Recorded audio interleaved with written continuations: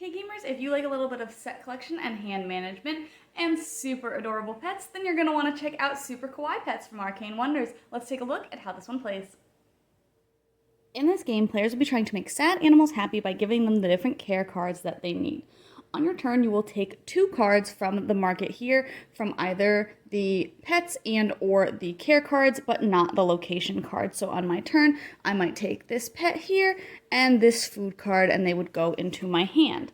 Then you can do the following actions any number of times that you might be able to do them. So you can play pet cards from your hand out in front of you. Sometimes you will have pet cards that will allow you to draw certain cards. So if I had played this one from my hand, I would be allowed to draw this blue card out here because it has the same symbol.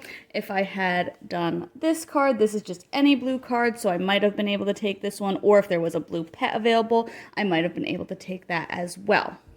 Then you may be able to feed animals if you have the appropriate cards in your hand. So this rabbit here just needs a food, so I can discard that to flip them over, and now they are happy. Some animals will be worth points, whereas others are not, potentially because they give you some other benefit or they are a wild type or something like that. Then you are able to take a location if you have the correct happy animals that match. So in this case, this location just needs one rabbit type animal, and I just made that rabbit happy, so I can take this card and match it with my rabbit, and then that rabbit is assigned to that location and can't be in a different one. Once you are completely done with your turn, the market will refill as appropriate so that the next player has just as much choice. If you don't like what is here in this array here, then you can also draw from the top of the deck, and you can also draw animals from the top of the deck as well.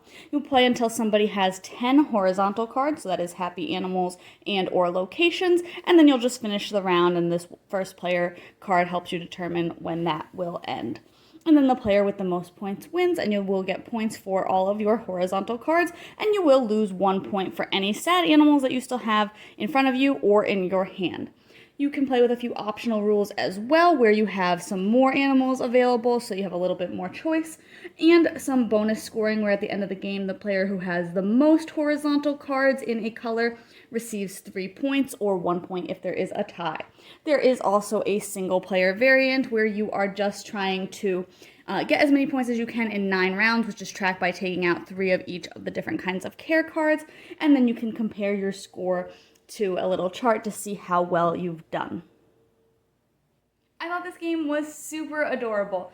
I really enjoyed the overall game flow. I thought it was very approachable, but I also liked the very light strategy of having to balance, should I pick up another animal this turn and then try and get the care cards after, or should I pick up a bunch of care cards and then try and get the right animal when it comes out later, but of course also managing the hand limit of 5 cards alongside that. So I think that that all worked really well, and there was also a little bit of opportunity to strategically pick those locations at times to block other players from being able to grab ones that maybe they would also qualify for. So I thought that that was really cool. I did wish that I could have played this with up to 6 players maybe. It just seemed like the kind of card game that would be great for a larger group, a larger family size group. So I was a little bit surprised by that, but that's kind of just a minor point that I had. The only other minor point I had was that I like that the happy side of the animals had like kind of like a glittery or a glow effect, but I also thought that it kind of made the cards look like they were wet with the like glare from lighting. I thought that was a little bit weird for me the first time I thought something had gotten on the cards. But other than that, again, I thought the game was super approachable, super cute, and I think that if you have pets or you just like animals, you're gonna have a really fun time with it. It's really quick to play and to learn, so it's really fun to just play a couple of rounds of it when you get it to the table. You can check out my full thoughts on the blog today, see if this one's for you.